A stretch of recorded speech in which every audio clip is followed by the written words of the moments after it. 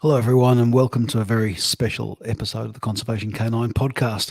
With me, I've got today one of the Rogue Detection Team's bounders, Collette Yee, and she's here to talk to us about her dog Jack. Now, you may have seen on social media, particularly if you follow Rogues or if you follow the podcast, Jack's having a bit of a rough time at the moment, but he's also got a stellar history of helping. Yeah, helping the planet and helping conservation efforts. And so, what we wanted to do in this episode was really talk about Jack, the work that he's done, talk about the troubles he's having, and most importantly, talk about what all of you at home listening to this podcast can do to help Jack out. Because, from my opinion, he's spent a lot of his time helping us out, in terms of the world, and now we've actually got to pay him back. So, Colette, welcome to the Conservation Canine podcast. Thanks very much for taking the time to join me. Um, tell me all about Jack. So Jack is actually my very first detection dog that I got to work with. So we have a very special bond. I tell people that he's pretty much the one that has taught me, everything I know for how to do the conservation detection dog work, and he's just so full of personality. Um, it's funny, the more over the years, he's had an opportunity to meet more and more of my friends and family. And at first, he's not one of those dogs that you meet and you just sort of like instantly fall in love with. you know, he kind of, he'll keep his space. He's a little weary of people, but man, once you get to know him, you just see like how intelligent this dog is and how funny he is, his character is, because I mean, he's a cattle dog, so he knows what he wants and he makes it known. He's not afraid to communicate exactly what he wants to do, and um, being in the field with him is kind of exactly that. It's like we can have almost like conversations going back and forth where I have to kind of bargain with him or convince him that like I want to go check something out, and then he'll do the same thing where he's like, no, I'm going to stand my ground. I'm telling you, this is the right way to go. And so he's so much fun to work with because there's so much interaction, there's so much teamwork with him. I've even though I've worked with Jack the most, I've worked with a lot of other dogs in the Rogue program, and every dog works differently, but Jack is definitely my go-to because of just how amazing he is at problem solving on his own, and just kind of that feeling of like, yeah, we're a team out here. We're working together. It's meshing. So he's I hesitate to say the word typical, but he's one of the usual style of rogue recruits, isn't he? So he had a bit of a checkered history. He was struggling to find his right place in the world. Is that right? Yeah, so it's funny. Jack has actually been doing this longer than I have. So as you probably know, we started with the University of Washington, and I get the story that yeah, Jack was in and out of the shelter, and actually my friend Susie was there for sort of like his intake and pickup, and she tells me that when they got to the shelter, he had on like 3 harnesses and 6 collars. I mean, she's probably exaggerating, but I just think it's so funny because obviously he didn't want to be there, and I immediately when I met the dog, I mean, I saw that kind of that like, oh, I know how to get out of here and kind of do things I'm probably not supposed to. So one of my very first walks with him, he backs out of his harness and it takes him half a second, and he's because he wants to go do something else, not the direction that I'm going. And I was like, oh yeah, well, now that makes sense why the shelter had to take so many precautions for this dog that wanted to do his own thing. Because I mean, yeah, sure, he was like I said, weary of people. I'm sure he did not do well in a shelter, in a kennel. Being a blue heeler, he just needed that mental stimulation, especially just for a dog that's smart. I can't imagine him what his life would have been like, had he not come into the program with us. Sure. So tell me about what sort of work has he done? What projects has Jack been involved in? Well, our very first project was in Northeast Washington. Is a carnivore study, mostly focusing on wolves in the area. But one of the projects that I think he's probably a little bit more known for is the whale work in the San Juan Islands. So that was a project that him and I took on also my first year doing this work, and I just remember thinking like, oh no, this is going to be so hard. I don't know how we're going to do this. It's seems like a whole different level of doing the detection work. Obviously because you're on a boat and you have um, you know wildlife that's actually present around you, and you have scat that's moving. And so Heath was like, okay, well, Jack's never done the project before, but since you two are working so well together, like, what do you think about, both of you going in new to this? And it's like, yeah, I mean, there's nobody else I would rather go with to try and figure this out with than, the dog who is the problem solver and who is, so willing and able to communicate with me, what he wants to do. So yeah, the killer whale work in the San Juan Islands it's a long project that's been going. And the dog that took over, she's amazing, but it's one of those studies that just, it garners a lot of attention because it does have a really big impact on, not just the wildlife, but the community around there, because the killer whales are so loved by the native community in the area. And obviously even just, I think people around the world kind of flock to them, and the scat work just provides a plethora of information, on how the population is doing. It's a really good way to monitor them, especially in these long-term studies where you can kind of see how they're doing year after year. It's kind of like your annual physical, essentially, for these whales. So yeah, I mean, that was an incredible way to, again, learn from Jack and kind of build up that teamwork even more, because now it's harder. Now it's harder because we're on the water, and we really have to be able to work as a team in that one. um Jack has also done a lot of bird and bat mortality projects on various wind farms. We also did, some time in a couple of states for hawk watch, looking for raptor fatalities as well. And that's a really important one to figure out, what is really a huge threat to, our large birds. Are they getting hit on the side of roads from coming down to pick up roadkill? Same with the wind facilities. Are there certain sizes and types of wind turbines that are causing more fatalities? Their location, whether they're kind of more on a hill or how they're placed. But one of my, I guess, sort of like favorite projects, one that I often, refer back to as a time that I feel like things really clicked with me and Jack, and that we had kind of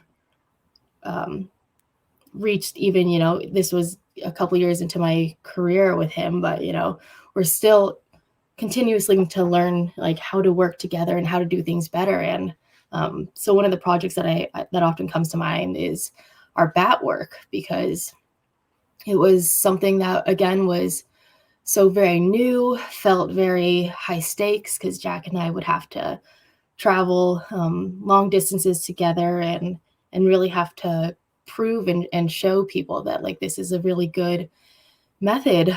And seeing Jack, our first study doing bats was in Mount Rainier National Park, and that came with its own challenges with having to, work in a park that's very popular with people everywhere. They were kind of at a loss of where to find bat hibernacula. And seeing him kind of learn, okay, we have to check things that are underground, because bats will kind of like go into these little rock crevices and all these funny places that are tough. And then also, checking up into trees, something that, you know, he hasn't had to do before with, looking for wolf scat. It's not going to be up in a roosting in a tree. um, so yeah, all of that was just so incredible to see him pick up on. And when we went out to Alaska to work for their Department of Fish and Game to do bat work as well, uh, we struggled. We struggled a lot with the terrain was just so steep and so dense, and we were having trouble like figuring it out. We're like, okay, we've been here for a few days. Jack isn't, you know, picking it up. So obviously we're doing something wrong because we're not able to communicate with him, what we're looking for.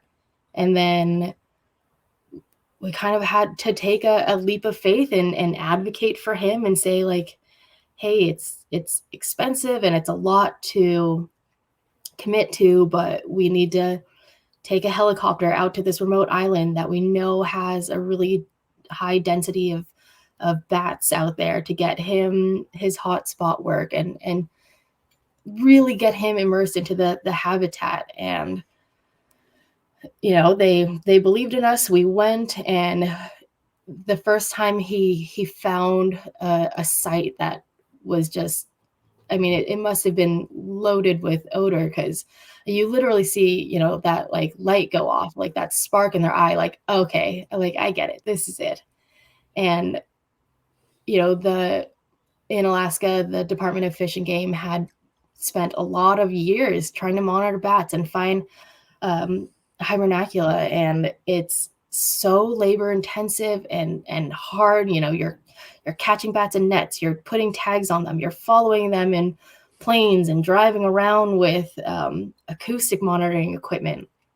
And in the month or two that we were there, he just found so much information, scat galore, places that we were able to set up cameras. And I think the coolest site that we had, he had this spot where we would mark it in chalk of like, okay, this is the spot on the rock that he's indicating to. Because when we're looking for bat hibernacula, it's not always something physical. There isn't always scat there. You're just kind of going off of your gut and trusting your dog 100%. And we would draw this circle and put the camera on it. And I remember us sitting there a few days later looking at the film and what it got, because we would even pack in laptops and everything to the field, and seeing a bat sort of like literally like land on it like a bullseye. And it was so satisfying and so exciting to see that, like, yeah, this is going to be great. There's going to be some incredible data pulled out of this. So yeah, he's a rock star. I can probably go on forever. we always can, but no, he sounds absolutely awesome. So moving on then, why does Jack need our help? Let's talk a little bit about that. The not fun stuff. Yeah, that bit. Yeah, so about a year ago, actually, yeah, I guess over a year ago, he was diagnosed with apocrine gland anal sac adenocarcinoma, which has a really high metastasis rate. And we kind of knew that after the diagnosis, because unfortunately, like, we have had a dog in the past in Rogue have this exact same condition. And we got him into surgery fairly quickly, and he seemed healthy for many months. And then, after getting his sort of regular checkups, we saw that it had metastasized to lymph nodes in his abdomen, in his sublumbar region. And so it's been kind of a more difficult battle since then. And, luckily, we've been so lucky to have, so much support from everyone at Rogue. And now with this kind of last push for treatment that we're going for is definitely a bit more aggressive. And so the costs have really just started to pile up. So we just had his surgery to get the masses removed a couple of weeks ago, and he is on chemotherapy. And as kind of this last little effort to see if we can really stop it in his tracks is to do radiation. And we have never explored radiation with our other dogs so far.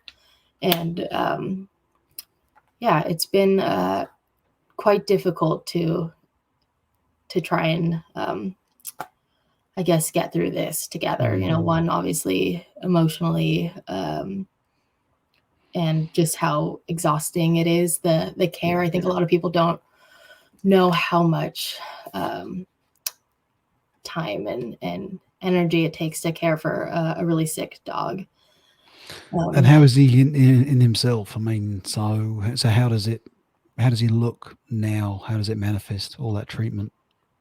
You know, the funny thing is, and the good thing is, you know, his doctors keep telling me like, yeah, I don't think he really knows he's sick. So I'm incredibly grateful for that because, um, you know, except for coming immediately out of surgery with all of the care there, the rest of the time he's, you know, acting like his normal self. He's dropping toys on my head in the middle of the night because he wants to get out and do things. Um, has the same big appetite he always has. So, yeah, I mean, we've been so lucky that it doesn't seem to affect him. Um, you know, especially that the way that we've seen in some of our older dogs that have dealt with some pretty severe illnesses. Yeah. So, as you said, I mean, a pretty horrible thing he's going through, and this is why we wanted to do this episode, everyone. We really wanted to harness the power of the listenership behind Jack, and to kind of explain suddenly where I'm at on this, to everyone listening. We produce this podcast for nothing. Okay, this is an educational resource, for the conservation dog industry. Yeah, myself and all of our guests get nothing out of our time and effort in doing this, and I think you'll all agree that everyone we've had in this show, has been so generous with their time, their expertise, and we're in an amazing profession in that really is. Identified or is notable for the amount of knowledge sharing and a lot of the amount of help that everyone's prepared to provide to each other. So I want to put a call to action out to all the listenership here. The fundraising that Collette has started for Jack's recovery, which is on GoFundMe, and I think it's called Give Back to Jack. You can search it up on there, but there's plenty of links we can share to you as well. She's about a third, I think, through raising her target of $30,000 for Jack's treatment.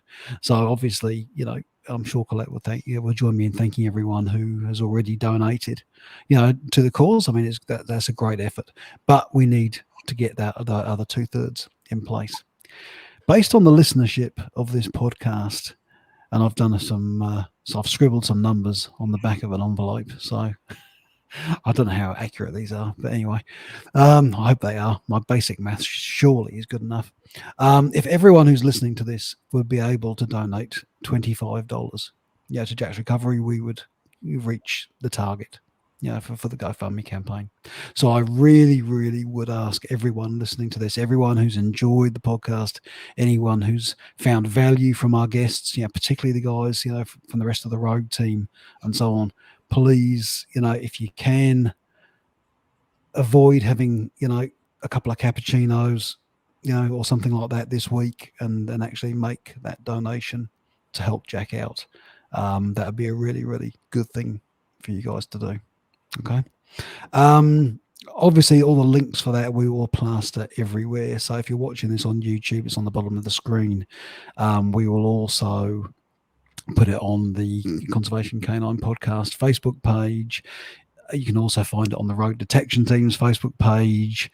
You can get it by just emailing me directly or Rogues directly or anything, or just frankly go to GoFundMe.com and search for Give Back to Jack, and you should be able to find it. Collette, anything you wanted to add to that? Yeah, I mean, I just want to thank everybody for the incredible support so far. I was really going back and forth about even reaching out to people. I mean, it's most people know how hard it is to ask for help, but it's really been so incredibly heartwarming, getting all of these messages of well wishes for Jack. And, I didn't really expect the support to come from so many places. It's been incredible to, connect with other people, um, in the business from around the world, essentially, who have uh, been reaching out and donating and, sharing stories of their dogs. And yeah, it's been incredible. And I'm so grateful for all of the support so far. Great. Thanks, Colette. So, look, just a reminder, everyone, GoFundMe.com, give back to Jack.